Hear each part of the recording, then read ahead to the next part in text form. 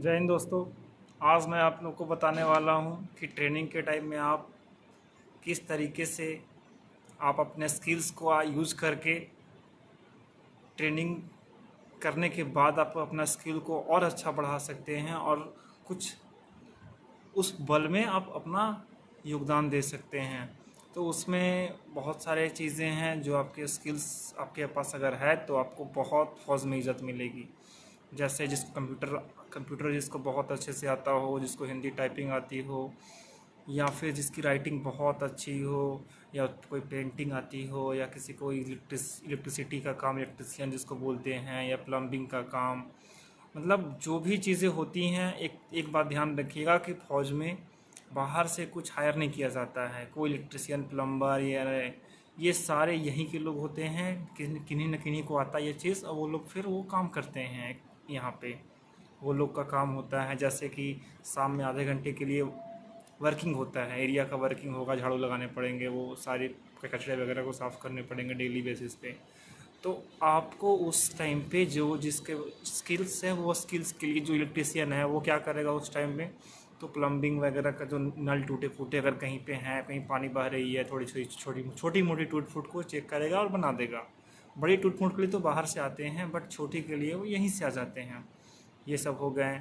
तो हम आज आपको बताने वाले हैं कि एक उसी में से एक पॉइंट को लेकर के आज मैं आपको बताऊंगा। तो देखिए, आप इस चीज़ के लिए इसमें पहला चीज़ मैं बताऊंगा आपको कि आप ट्रेनिंग के टाइम में आपको अगर आती है कंप्यूटर, थोड़ी सी आती है, और आप लिखने में आपकी राइटिंग अच्छी है, तो आप मेस राइटर का एक काम कर सकते हैं। मेस राइटर के काम में फिर होता क्या क्या है मैं पहले ये बताता हूँ आपको। तो मेस राइटर के काम में आपको क्या क्या करना पड़ेगा। आपको सबसे पहले परचेज़ बनाना पड़ेगा डेली का, क्या परचेज़ होना है, क्या नेक्स्ट डे होता है। अब परचेज़ मेस मेनू के हिसाब से होगा, तो परचेज़ में आपको मेस मेनू के हिसाब से आपको डेली का डिमांड देना है, जिसको बोलते हैं हम लोग कैंटीन। यहाँ होती है ना सीपीसी कैंटीन, तो उसको कैंटीन में डिमांड देना पड़ेगा। तो वो हो गया डिमांड। उसके बाद जो लड़के खाना खा रहे हैं दोपहर सुबह, वो डाइट लगाना होता है। जैसे कि अगर एक टाइम मैं खाया तो मेरा एक डाइट लगेगा, 2 टाइम खाएगा तो दो लगेगी डाइट। तो वो डाइट लगाने का काम हुआ, मतलब डेली डाइट मेंटेन करना होता है, रजिस्टर। उसके बाद आपको देखना होता है कि परचेज़ हो गया, डाइट हो गया। उसके बाद आपको मेस मेनू के हिसाब से जो खाना है उसके हिसाब से आपको सामान इशू करना पड़ेगा कि नेक्स्ट डे अगर मेस मेनू में कोई चीज़ है तो उसके हिसाब से आपको शाम में वो केवल बता देना है, ये सामान इतना इतना क्वांटिटी। वो मेस वाले जो कुक सर रहते हैं वो बता देंगे, ऐसा ऐसा सामान इशू करके रजिस्टर में एंट्री कर देना। बस आप केवल एंट्री करना है रजिस्टर में कि ये फलाने फलाने चीज़ मैंने इशू करा है। उसके बाद आपको फिर स्टॉक रखना होता है कि आपने जो सामान परचेज़ किया और जो आपने डेली यूज़ किया, तो उसका रजिस्टर मेंटेन होता है, स्टॉक रजिस्टर। तो वो स्टॉक हो गई कि आपको स्टॉक रखना है हमेशा कि आपने कितना यूज़ किया, कितना बचा हुआ है, कितना बचा हुआ है, फिर निकालना है। फिर मैं परचेज़ करूँगा तो स्टॉक में ऐड हो जाएगा, वो बढ़ेगा। तो आप इस तरीके से देख सकते हैं। और क्या होती है, एक होती है MMF register, cash book register जिसको बोलते हैं ना। वो कैश बुक में क्या होती है ना, कितना पैसा खर्च डेली हो रहा है, कितना एक्सपेंडिचर, और कितना मुझे एक्सपेंडिचर के साथ कितना मुझे आ रहा है पैसा।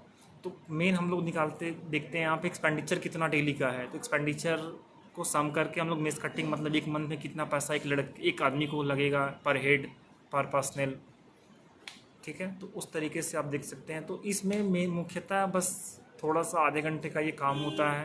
राइटिंग अच्छी जिसकी है, थोड़ी सी कंप्यूटर आती है, तो बहुत आसानी से ये काम को कर सकता है।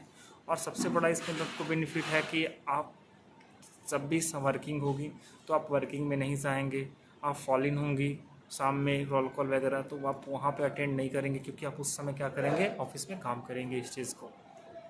ये इम्पॉर्टेंट पॉइंट है।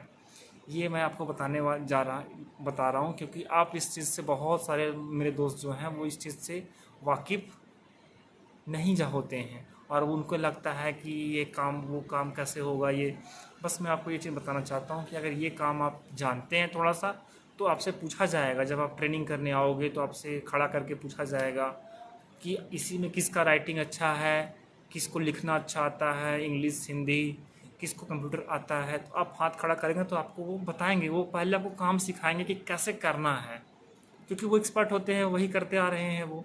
तो उनका सपोर्ट के लिए आपको रखा जाएगा। मेस कमांडर जो होते हैं, मेस सेक्रेटरी, उनका सपोर्ट करेंगे आप।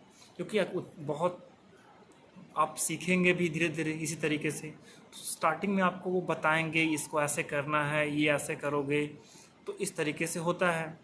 तो बस आपको बहुत गाइड करेंगे ऐसे करना है, कोई गलती होगी तो आपको बताएंगे कि ऐसे मत करो, ऐसे करोगे तो ये गलत हो जाएगा, ये सारी चीज़ें आपको बताई जाएंगी शुरुआती में। और महीने 2 महीने में आप एक्सपर्ट हो जाओगे, फिर आप दूसरे को बताओगे, क्योंकि चीज़ें आप समझ जाओगे कैसे करना है। प्रैक्टिकली जब आप करोगे तो आपको चीज़ें ज़्यादा समझ में आएंगी। ये बात आप जानते होंगे, समझते भी होंगे। तो ट्रेनिंग में एक मेस राइटर का अच्छा है कि आप मेस राइटर के रूप में आप काम कर सकते हैं, और जो वर्किंग होती है, वर्किंग के समय आप मेस राइटर का यूज़ काम करेंगे तो आपको क्या होगी, स्किल भी आपका इन्हांस हो जाएगा, आप कुछ सीखेंगे भी, आपको कुछ एक नया स्किल से हो जाएगा कैसे मेस काम होता है, मेस में स्टॉक वगैरह कैसे, क्योंकि ये हर आदमी के बस की बात नहीं है, ये कॉमन पर्सन नहीं कर सकता। कोई जिसको नॉलेज है, जो उसके बारे में जानता हो, क्योंकि यहाँ पे 10 लाख 20 लाख का हिसाब होता है, तो वो चीज़ें प्रैक्टिस से होती हैं कि कैसे हम उसको मेंटेन करते हैं, कैसे चेक करेंगे, वेरीफाई करेंगे। तो आप इस चीज़ को देख सकते हैं। तो ट्रेनिंग के टाइम में मौज के लिए ये सब आपको थोड़ी थोड़ी सी स्किल्स पे ध्यान देंगे तो आप बहुत अच्छे से ट्रेनिंग कर लेंगे भाई। क्योंकि ट्रेनिंग में क्या है, आपको क्लास चलेंगी तो क्लास तो आपको करनी ही है। क्लास के बाद जो टाइम होते हैं एक्स्ट्रा, या फिर सैटरडे को शाम को वर्किंग होती है, क्योंकि सैटरडे क्लास हाफ डे होता है, संडे फुल वर्किंग होती है, तो संडे में आप काम करेंगे, सैटरडे में काम करेंगे, मतलब जो काम बचा हुआ है उसको सैटरडे संडे में 2-3 घंटे में आप अपना निपटा देंगे, और आप बैरक से कहीं बाहर नहीं जाएंगे। That is the most important point. सबसे अच्छी चीज़ है कि आप बैरक से सैटरडे संडे को बाहर नहीं जाएंगे। जहां आपके साथी 8 बजे नाश्ते करने के बाद वो बैरक से बाहर जाएंगे, कहीं कहीं पे झाड़ू लगाने, काम करने, कुछ कुछ भी, मतलब साफ़ सफाई करने, कुछ भी काम है, एडम वर्क जिसको बोलते हैं हम लोग, एडम ड्यूटी, तो कहीं भी वो बाहर जाएंगे झाड़ू लेकर के, गैती फावड़ा ग्राउंड शीट लेकर के, चारपाई। तो आपको वो चीज़ नहीं करना है, आपको बस नाश्ता करना है, मेस ऑफिस जा कर के आपको वो चीज़ मेंटेन करनी है, सारा रिकॉर्ड्स क्या करना, जो बचा है, छूटा है, डाइट, जो चीज़ें छूटी है उसको मेंटेन करना है, आपको बैरक में ही रहना है भाई। जब भी वर्किंग होगी तो आपको वर्किंग में नहीं जाना होता है, आप यहीं बैरक में ही रह के आप काम करेंगे और आराम से रहेंगे। तो ये हुई ना बाबू वाली बात हुई।